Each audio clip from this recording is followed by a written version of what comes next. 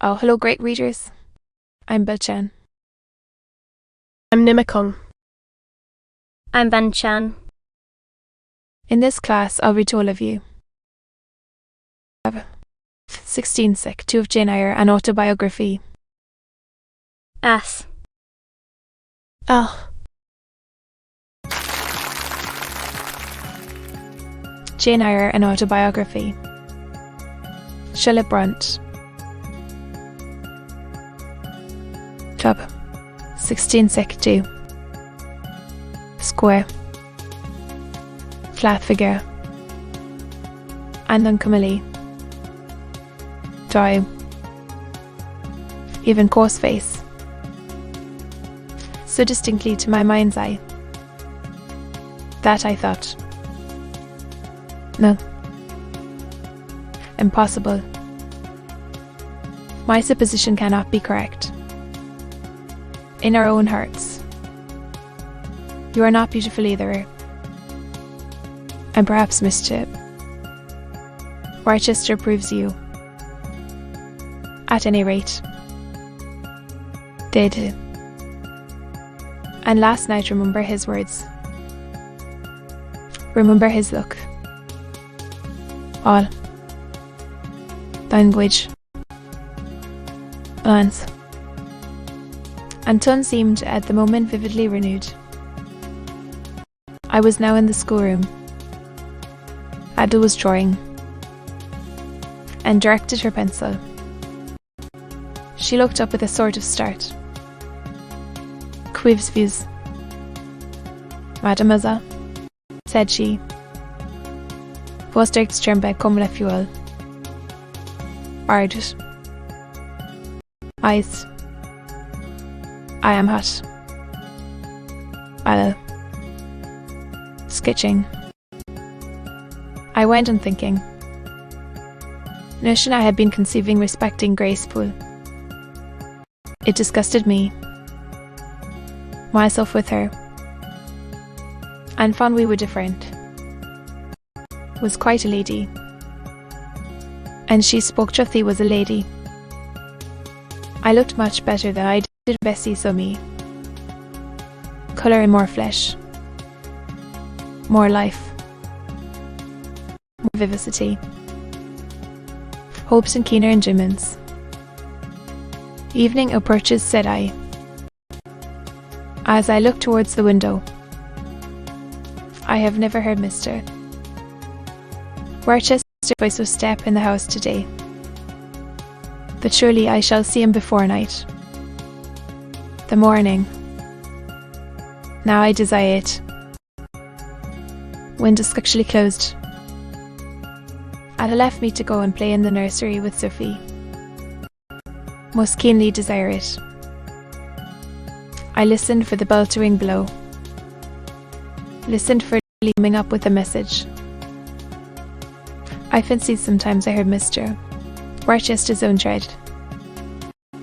And I turned to the door. Open and admit him. The door remained shut. The window. Still it was not late. 7 and 8 o'clock. And it was yet but 6. Not be wholly disappointed tonight. I wanted again to introduce the subject of Grace Poole. What he would answer. Believed it was she who had made last night's insidious attempt. And if so, why he kept her wickedness a secret. Irritated him. I knew the pleasure of vexing and soothing him by turns. It was one I chiefly delighted in. From going too far. Beyond the verge of provocation I never ventured. The extreme break I liked well to try my skill. Of respect. Every propriety of my station. Argument without fear or uneasy restraint. This stood both him and me. Creaked on the stairs at last. Lee made her appearance. Only to intimate that tea was ready in Miss Fairfax's room, prepared. glad at least to go downstairs, for that brought me imagined nearer to Mr. Rochester's presence. Good lady as I joined her. You ate so little at dinner, I am afraid. She continued, you're not well today, oh well. Then you must prove it by evincing a good appetite for the teapot. While I knit off this needle, having completed her task, was to draw down the blind which she had hitherto kept up way, I suppose, of making the most of daylight, now fast deepening into total obscurity. It is fair tonight, said she, look through the pane. Though not starlight, Mr. Rochester has the whole journey. Is Mr. Rochester going anywhere? Oh, the moment he had breakfast, he has gone to the Lees administration space, 10 miles on the other side Mocote. Quite a party assembled there. Lord Ingram, Sir George Lynn, Colonel Dent. Ola. Tomorrow either a week or more, when these fine fashionable people get together, so surrounded by elegance and gaiety, and entertain are in no hurry to separate. In request on such occasions, and Mr. Lively in society, that I believe he is a general favourite, are very fond of him, recommend him particularly in their eyes. But I suppose his acquirements and abilities, perhaps his wealth and good blood. There are my daughters, very elegant young ladies indeed, and there are the Honourable Bunch and Mary Ingram, most beautiful women, I suppose. Indeed, I have seen Blanche, or 7 years since, when she was a girl of 18, here to a Christmas ball and party Mr. Rochester gave. Seen the dining room that day, how richly it was decorated, how brilliantly lit up. I should think there were 50 ladies and gentlemen present, of the first county families. You saw her, you say? Miss Fairfax, yes, saw her. The dining room doors were thrown open, and at Christmas time the servants were allowed to assemble in the hall of the ladies' sing and play. Was still in, and I sat down in a quiet corner and watched them.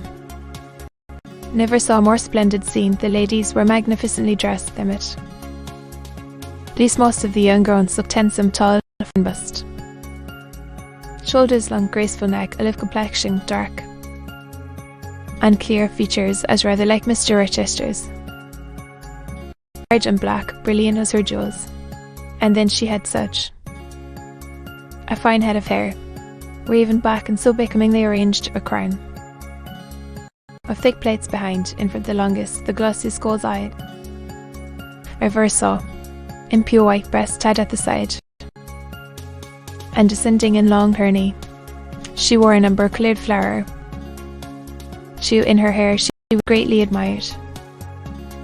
Yes, indeed, and not only for her beauty, but for her accomplishments. She was one of the ladies who sang a gentleman accompanied her on the piano. She and Mr. Rochester? Oh, he has a fine bass voice, and Miss Ingram, very rich and powerful one. She sang delightfully, listened to. Heard and she played afterwards. I am no judge of music, Mr. Rochester is, and this beautiful and accomplished lady, it appears, not a. I fancy neither she nor her sister have very large fortunes and guns. Estates which she fleet held, taking offence to her, Mr. Rochester, for instance, which or yes, age. Mr. Rochester's nearly 40. What of that? True, yet I should scarcely fancy Mr. Rochester would entertain an idea of this sort. But eat nothing, no, I am too thirsty to eat. I was about again to revert to the probability of a union between Mr. Rochester and the beautiful Blanche, but Adele came in, turned into another channel, when once more alone looked into my heart, examined its thoughts and feelings, and track us waste into the safe fold of common sense, bar memory having her evidence of the hopes, wishes, indulged for nearly a fortnight. past reason having come forward and told her own quiet way. A plain, unvarnished tale rejected the real and rapidly. Devoured the highly pronounced judgment to this effect. A greater fool than Jane Eyre had. Never breathed the breath of life, a more fantastic idiot had never so fretted herself. Unsweet lies as if it were nectar. You, I said. A favourite with Mr. Rochester?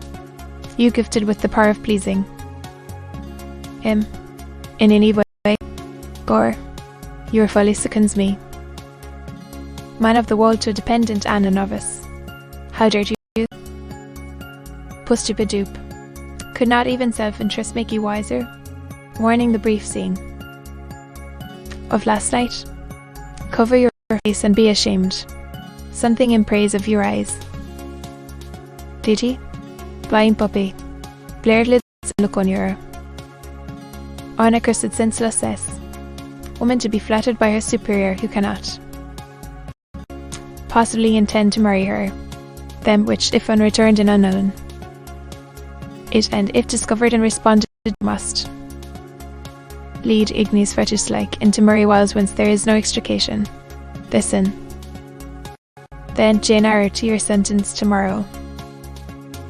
Place the glass before you, track your own picture faithfully. Without softening one defect line, smooth away no displeasing irregularity. Right under it, governess, disconnected poor words. One prepared in your drawing box, take your palette mixture. Freshest, finest. Clearest tints, choose your most delicate Como hair pencils. Face you can imagine, painted in your softest shades and sweetest lines according to the description given by Mice Fairfax of Blanche Ingram. Raven ringlets, Thor and Liwat. You revert to Mr. Model. Order. No civil. No sentiment. No regret. Resolution. Recall. The august yet harmonious lineaments, the Grecian neck and bust let the round and dazzling arm be visible, and the delicate hand, neither diamond ring nor gold bracelet, portray faithfully the attire, glistening satin, graceful scarf, golden rose, gold blanche, whenever in future you should chance to fancy Mr. Rochester thinks well of you. Take out these two pictures and compare them, say. Mr. might probably win that noble lady's love if he chose to. Strive for it. I'll do it, I resolved, and having framed this determination, come and fell asleep. I kept my word. The sketched my own portrait in crayons, had completed an ivory miniature of an imaginary Blanche Ingram. Face enough, and when compared with the real Hedon, shock was as great as self-control could desire. I derived benefit from the task it had kept my head and hands employed to the new impressions I wished to stamp indelibly on my heart. Ere long had thus forced my feelings to submit, thanks to it, to meet subsequent occurrences with a decent calm which, unprepared, I should probably have been unequal to maintain even externally. To be continued.